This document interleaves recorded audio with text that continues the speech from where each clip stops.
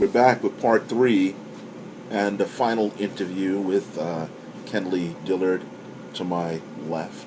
I'm Elgin, Subway Surfer Bowling, your creative caricature marketing consultant, but you already know that. We were talking while the camera was off about the days when we were doing caricature where we would come up with a problem, or rather not a problem, a situation, that I talked about in previous videos where you encounter a person who, let's put it this way, they don't exactly fit the societal version of what a quote-unquote good-looking person looks like. You know what I mean. You call them ugly.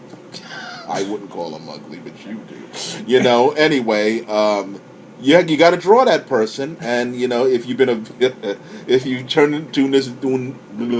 if you've tuned in this video blog, you know that I say don't fix them, but yet you got to turn out a caricature that looks like them, that they're going to be satisfied with. So how do you do that, Ken? How did I talk about how I do that? How do you do that, Kenly? And I'm just gonna let him talk. I draw them as they are. Come on now, you got to give me. We're on tape. You got to give me more than that. More than that. Give me more. I draw them as they are. All right. Like, think about it. Okay, first of all, I'm sorry, folks. I'm laughing because I just got memories in my head. I wish I could impart them to you, but we had so many experiences drawing people like that. But yeah, give me a story. You got a story? Come on. All right. Okay. I've drawn a lot of people. You know what I mean? Don't get me wrong. When I was younger, doing the caricatures, I thought caricatures were supposed to be about exaggerating and blow somebody's nose up and being big ears and whatnot. I thought it was supposed to be funny pictures that you draw. Yeah. And, for the most part, that's what it's supposed to be.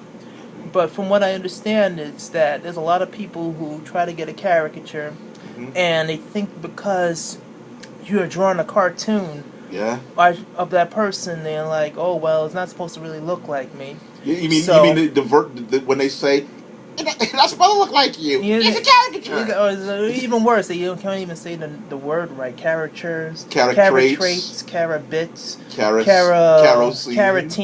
kerosene, consultine, whatever you call it. We're not lying. We've heard all of these names. But the bottom line is, my whole thing is that they have such a strong stigma about caricature. I'd rather just shock them and just draw them as they are. And for the most part, people like it. People are like, oh wow, it looks like me, or we wasn't expecting it to look like us.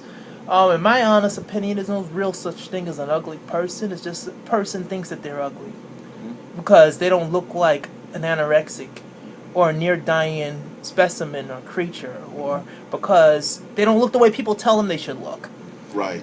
And that's their choice. That's their prerogative. It's just that I believe that you don't let someone else's prerogative determine your outcome as an artist. Right. Get what I'm saying? Yeah. Because they're not the ones drawing the picture. And also, not to sound preachy, but the reality is, this is how I truly feel about it. I'm not trying to convert nobody, but this is just the way it is.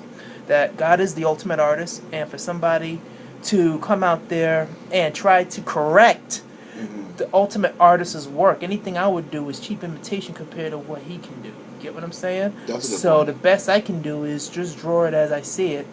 It may look like a cartoon the most, but it is the way I see it, and I respect what the creator's given me, regardless of what anybody may think or may want to think. Right, and a point to be made also for those of you who want to do caricature. I mean, it really does take a lot of bravery to actually draw a person as they are. They're not always going to like it, and like I've said on a previous video, it has nothing whatsoever to do with you as an artist per se, but they're really battling self-esteem issues and demons that they have in their head. They're really listening to all of the voices that have told them that they're not pretty. And this, haven't you found, Kenly, this doesn't just apply to the quote-unquote ugly person by society's standards. We've had quite a few quote-unquote pretty people, handsome people by society's standards, who you hand them a picture that looks objectively like them, and they still don't like it. Well, I mean, I'll put it in terms of this, and just to sum it up, you see, the thing about a lot of society is that they kind of make you hate yourself so you can love their lies.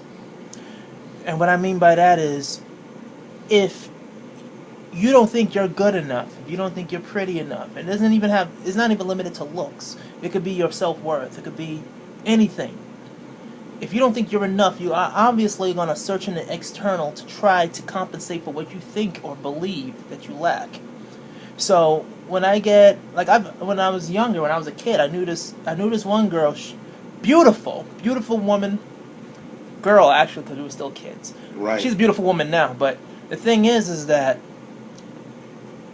if I drew this person, and it looked like the person, and when the person saw it, she didn't think she looked good enough, and it looked like her, and I captured the beauty that I saw in her. But the reality is, some people just don't see the beauty in themselves, and that's why a lot of them go get caricatures, because they think that they're gonna flee away from a photograph or a portrait or whatever, and they think caricature is the back door out. There is no back door, you know, unless you're dealing with somebody who's trying to flatter you to such an extent that they don't draw you, they just draw someone else in your clothing.